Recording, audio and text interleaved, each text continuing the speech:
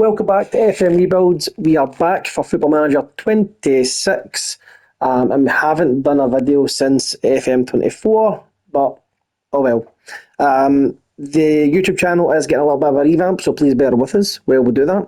But we're back with a new tactic for the new edition of Football Manager, and it's going to be with our beloved Celtic, and it's actually going to be looking at a version of Mr. Wilfried Nancy's 3-4-3. The formation is what will replicate that. The instructions are what I have chosen as what I think is the best, excuse me, the best instructions for the players in these positions. And we'll dig into that in a little bit. The first thing I want to say is the interface for this season on Football Manager on console, this is all on PS5, it's going to take a wee bit of getting used to. There's loads of shortcuts with the buttons, which is fine, but it is a little bit clunky, and you'll see that as I go through this because I'm still not very familiar with it. But we'll do our best. We will do our best. Firstly, we will look into the first team and we'll see how they go on from a performance perspective in the 3-4-3. In terms of goals, Dyson Maida, Arne Engels, and ignore Lewis Palmer because he's not here, all scored more than 20 goals. And on the assist side, Kieran Tierney and Marcelo Sarachi are going to be our biggest creators, and I think that's largely down to the instructions on the wing backs, which we'll get to. Out of possession, I'm still not too au fait with setting up both, but we'll have a look anyway. If we go to the data hub, again, as I've just mentioned, still not really sure what's going on, but we'll look at the key findings. Well, it says it there. We are incredible defensively and just as good in attack. We're incredibly hard to score against and should walk over most teams in attack, which is great. So if we look here, you can see that we've got a 91% pass completion, which is fantastic.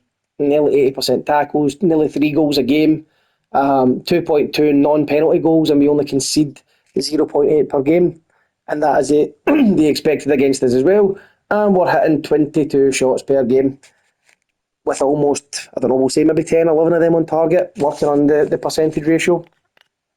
So, I think that's quite good. From an attacking perspective, again, fouls against 13, the goals are where we said, 18 crosses per game, 17 dribbles per game, and shots on target 42%, so all good. What I like is, from a defending perspective, it can actually tell you your final third passes, which is good, against, and then obviously, so how are they actually defending as a unit, which is fantastic. Nearly 80% of the tackles won is a joke, and I think it's 50 games that's been played at this point, and there's been 15 clean sheets. That includes the Champions League, includes the cup competitions. In fact, this is just for the William Hill Premiership, so that's from 38 games, 15 clean sheets. Not terrible at all, and that's with 3 centre-halves, 2 playing wide. And I'm not going to go into all this nonsense down here because, again, I'm not really sure how to read it. But we can go to the analytics, the player analytics, and we can see that Dyson Maida is outperforming everyone. And I say outperforming everyone because if you look at Brian Graham, he's got a better percentage, yes, but he's only played like 8 games. And Chermiti has only played, 16 games, where Dyson Maida played every game, almost every game, which is good. So, anything else in here that I need to see? 104 clear-cut chances created, and that's a chance created every 45 minutes, if you didn't know. And the clear-cut chances against happen 1 in every game and a half, effectively, which is fantastic. Here's a little picture of where the goals come from. Over 100 goals in the league, which is fantastic. And that's just a little diagram of where they all come from. There you go. Set piece analysis, which again is quite good. We are performing better on average. I think we scored 22 goals from set pieces. 22 goals from set pieces. Rangers scored 18. Most of them will be penalties. If you know, you know. Yeah, so from a data analytic perspective, the tactic looks like it works. So, from a tactics point of view, like I said, 3-4-3, and you can see the green lines here, very, very good. But if we look at see, this is the thing. If we look at the instructions, we can see that it's a 3-4-3, as we said, with shorter passing, a much higher tempo. The attacking width is to be much wider. The attacking transition is counter-attack. Creative freedom is more expressive. Time wasting is less often. And we want to keep the ball rather than play for set pieces, which is fine. If we look at the build-up, which again I think this is quite good as well, we want to play through. I believe it says play through the press. Let me just check. Yeah, play through the press, a higher tempo, much wider attacking width. Has that taken me back to the other one? Yes, it has. So sorry, play through the press, shorter passing. The goalkeeper distribution is balanced, and he's playing out to the centre backs because there's three of them. The next phase, we are supporting runs up both flanks. We are balanced dribbling, attacking. Oh, why did it do that? The progression through the middle, and the pass reception is balanced, so it can be into space, it can be at feet. All very good. Now, the final third. I mean, look how we set up in the final third. Every player. We want to work the ball into the box, low crosses, and it's balanced and balanced for dribble and shots from distance. All looking absolutely tremendous. So if I go back, we can look at potentially out of possession. Again, not really sure how to work this, but out of possession we go to a back five, 4 midfielders and 1 striker. High press, much higher defensive line. The defensive line is to step up more, trigger the press much more often, counter press and get stuck in. I don't know, did I mess about with these?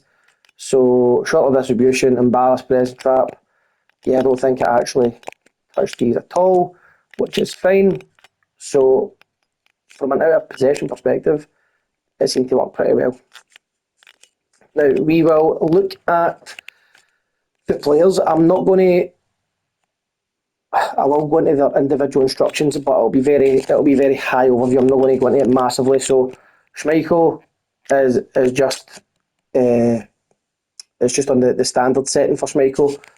We've got him on take more risks and dribble less and shorter passing.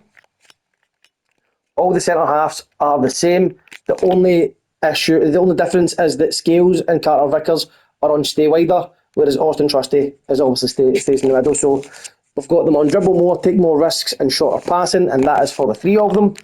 The wing backs are identical at the same time. So we've got standard width, cut inside, dribble less, make more runs, shorter passing, cross on by line and into the centre, and shoot less. And that should be the same for both. Callum McGregor, Captain Fantastic.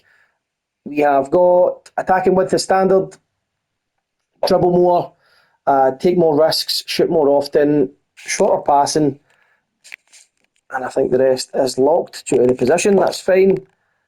And then Arnott Engels is move into channels, dribble less, make more runs, shoot more often, take more risks, and shorter passing. Benjamin Nygren is move into channels again, dribble less, make more runs, roam from position, shoot more often, take more risks, shorter passing, and crossing is to aim for the middle. Now, I don't understand why the computer continued to play. So it says Hattati, right, but Ben Summers played for most of the season. I'm not sure why this isn't doing this. Come on. No, it doesn't want to give me Hattati. I don't know why. Can we go back? Can we go back? Squad. Let's See, this is exactly what I'm talking about. It's a little bit not great. I'll be managed to actually. There we go. Let's see if we can get into Rio Hatate now. Yes, we can. Hatate's instructions should be similar to Benjamin Nygren. Move into channels, dribble more, make more runs, take more risks, shoot more, roam from position, shorter passing, and aim for the centre when he is in the crossing positions. And Dyson Maeda, I think it was 28 goals. He is on dribble more, take more risks, shoot more often, roam from position. He will hold up the ball due to being a target forward. Shorter passing as well. I did not edit any of the instructions for the out of possession, I should say rather, instructions. So that's fine. And I just want to see how will we check the fixtures to show you how he performed in the league. Portal maybe. Calendar, yep. So if we look at the fixtures, we can go into the William Hill Premiership. Again, there will be a quicker way to do this. I just haven't worked it out yet. Oh, so we can change this, I believe. No. Just give me the league. Just show me the league. That's what I want. It's a stage, that's what it is. So, don't care about the relegation playoff. We want the league stage. So 38 games played, 28 wins, 7 draws and 3 losses, 108 goals for, 31 against. The best in the league, clearly, by some way. Rangers scoring almost 30 goals less. And they conceded more as well, so that's a couple of extra points. So we're going to finish on 91 points for the season, which is fantastic. In terms of Europe, I should mention that we did do the double. Again, it's so hard. Right, come on.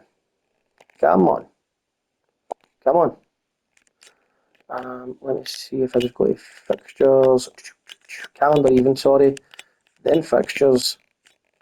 From a Champions League perspective, we actually didn't fare too bad, considering this season Celtic didn't even qualify for the Champions League. So let me do this, and we'll go to, come on, the league phase. So we are going to go ahead and finish. Come on. We finished 27th, which is 2 wins, 1 draw and 5 losses, which I wasn't really caring about because didn't sign any players. I was obviously simulating for the league benefits. But to win 2 games, if I hover over this, will it tell me? No, it will not. Will it tell me who beat me? No, doesn't matter. And we won the Scottish Cup. Right, that's the other thing. I'm not going to mess about with this any more than I have to. So we did go ahead and win the Scottish Cup. We won 2-0 in the final, and Dundee actually put us out of the Viaplay Cup, whatever it's called. So in terms of thoughts on the game, it actually plays very well. It's very quick. I think it looks very good. However, it's still just a bit clunky. I don't know if it's worthwhile plugging a mouse in to actually click through the screens. There is a little bit of a delay when you press the buttons, but I mean, I'm not really bothering that much. If I have to wait an extra second for a page to load, so it's fine in that regard. But in terms of where everything is, I've not looked into recruitment much because, again, I've literally just simulated the season with Celtic. But in terms of all the stuff the database focuses, I wanted to look into it a little bit more. It just seems a little bit